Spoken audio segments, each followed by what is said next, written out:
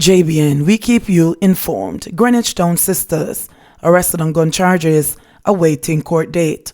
Two Greenwich Town St. Andrew sisters arrested and charged with firearm offences a week ago are still awaiting a date to appear in court.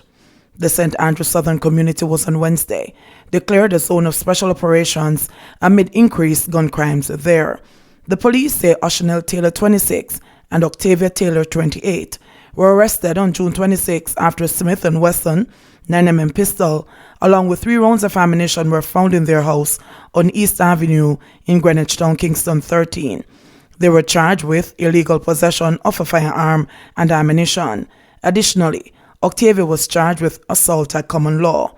The police say about 8:45 p.m., Octavia allegedly pulled a firearm at her child's father during a dispute and threatened him after he visited her home.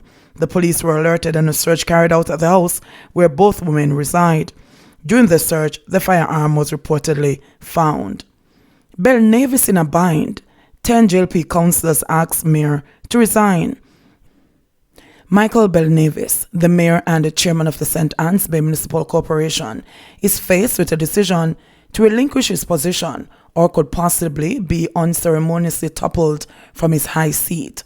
With a no-confidence motion from 5 People's National Party PNP councillors at the St. Anne Municipal Corporation hanging over the head of Belnavis, 10 of his own Jamaica Labour Party JLP colleagues have called on him to step down. Minority leader at the corporation, the PNP's Winston Brown, said a call by the JLP councillors for Belnavis to resign was an endorsement of the motion of no confidence filed on Thursday to remove the mayor. He said the motion will be raised at the next meeting of the corporation on Thursday. I am not surprised. I was looking forward to that. We served a no-confidence motion on Thursday that if he did not resign before next week Thursday's monthly meeting, we're going to move a no-confidence motion against him, Brown said. The JLP councillors asked Belnavis to step down at a meeting yesterday, which was attended by local government and community development minister and the deputy leader of the JLP, Desmond-McKenzie. After the meeting, McKenzie issued a press release stating in part that the unanimous conclusion was that it was in the best interest of the municipal corporation to have the mayor step aside while the matters ventilated in the public domain are investigated. The release further stated, "It is important to note that the councillors did not in any way accuse the mayor of impropriety, but strongly felt that the present atmosphere took attention from the regulatory and development agenda that the municipal corporation should be focused on." Pressure has been mounting on Belnavis to resign, with the municipality led by him shrouded in controversy over a $46 million sanitization contract for Ocherias, and more recently, revelation that the St. Anne's Bay mayor is the director of a private company that captured government land and constructed a building in contravention of the country's laws. Belnavis could not be reached for a comment, but after the meeting, one of the councillors was contacted. He said they were barred from speaking publicly about the issue. We will see what happens. I think that the correct thing will prevail. It is hopeful he'll do the correct thing at this time, said the JLP councillor who asked not to be named. MBJ Airports donates equipment worth $3 million to hospital. The Conway Regional Hospital has received $3 million worth of equipment from MBJ Airports Limited. Shane Monroe, Chief Executive Officer of the MBJ, presented the beds to Dr. Derek Harvey, Senior Medical Officer of the CRH, on Thursday on the grounds of the hospital. The equipment comprises 10 beds, 2 vital signs monitors, 2 rolling stands, and 4 infusion pumps. The balance of the items will be delivered to the hospital by the end of the month. Monroe indicated that the MBJ is honored to be able to provide these items for the benefit of the people of Jamaica. Dr. Harvey expressed appreciation for the gifts, which will go a far way in accommodating and treating patients. Man charged in 2018 double murder. The police have charged a man in connection with the 2018 murders of a couple at their home in Zambia, Central Village, St. Catherine.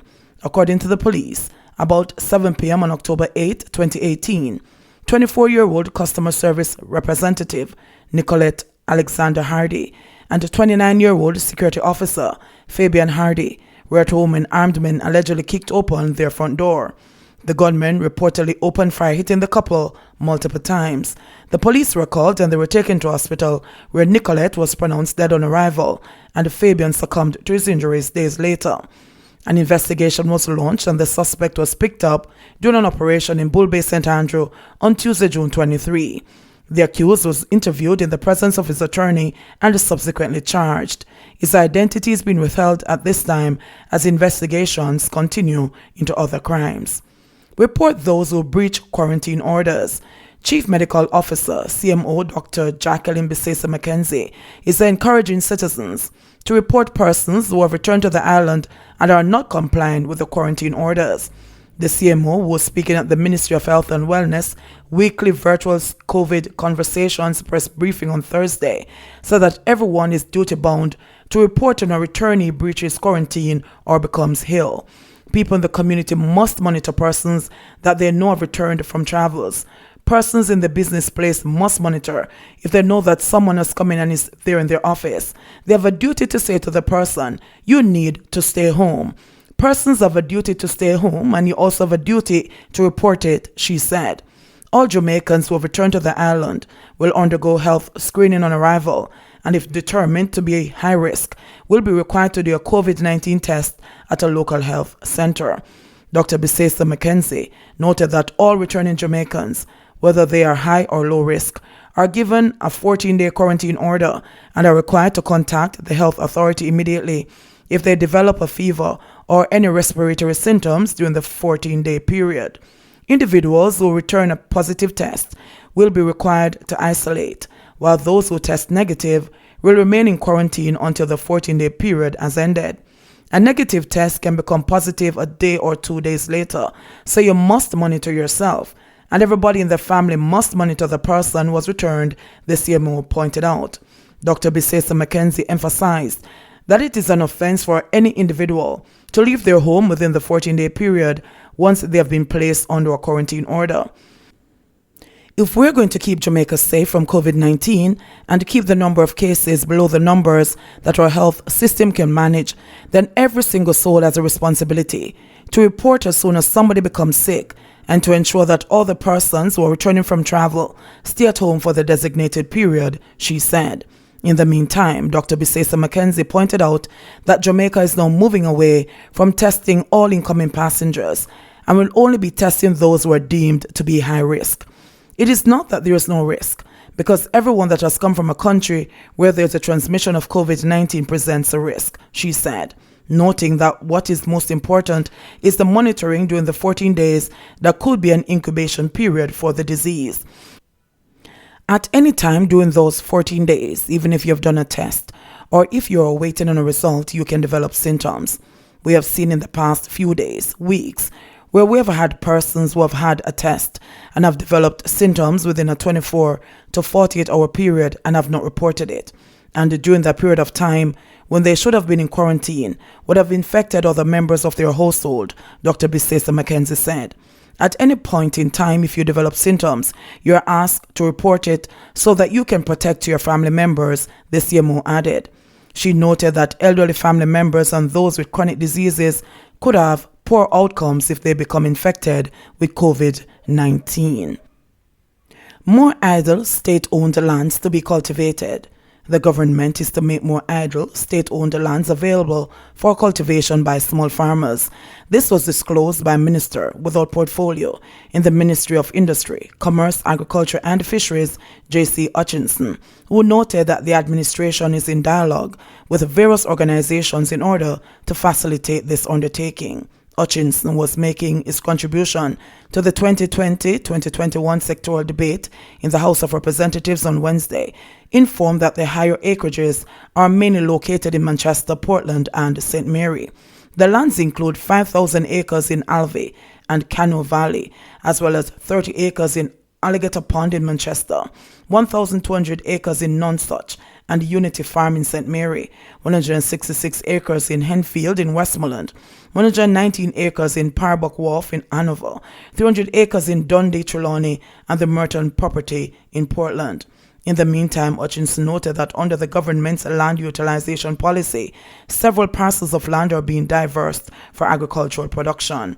He noted that the Sugar Company of Jamaica SCJ Holdings has continued to recover lands from failed privatization efforts, including in Long Pond, Trelawney, where more than 10,600 acres of land are now being leased for productive endeavors. Of that amount, some 4,000 are being made available to small farmers in the area for cultivation, he said. In addition, 635 acres of former cane land are being used by Organic Growth Holdings Incorporated for the growing of medicinal hemp. He further noted that 8,300 acres of land at Golden Grove in St. Thomas are also being transitioned into other agricultural production, and the small farmers are not being left out.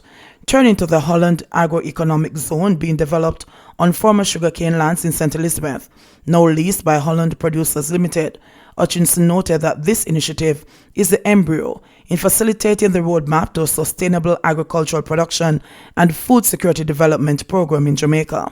He said that small farmers are currently engaged in the cultivation of a variety